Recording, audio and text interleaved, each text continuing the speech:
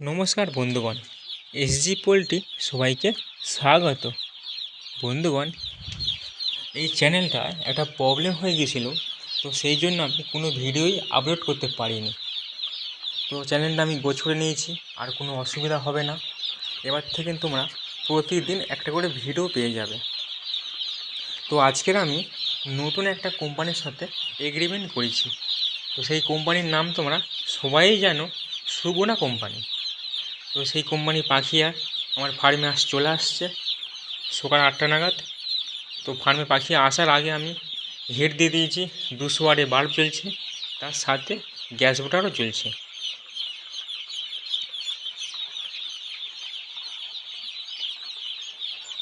তো এই কোম্পানির নিয়ম একটু আলাদা, তো সেটা আমি তোমাদের সব বলে দিচ্ছি। আমি মাইক্রোওয়াট পাউডার প্রতি লটে খাওয়াই, তো এই কোম্পানির খাওয়ানো যাবে না। এরা একটা ভাগ করে দিয়েছে, পাখি আসার সঙ্গে সঙ্গে গুড়, খাবার সোডা আর হলুদ, ওই 3টে মিশ্রণ পাখিকে খাওয়াতে হবে। তো 1000 পাখির জন্য 500 গুড়, 20 গ্রাম খাবার সোডা আর 20 গ্রাম হলুদ, এই 3টেকে ভালো করে জলে গুলিয়ে তোমাদের এটা খাওয়াতে হবে কন্টিনিউ 24 ঘন্টা।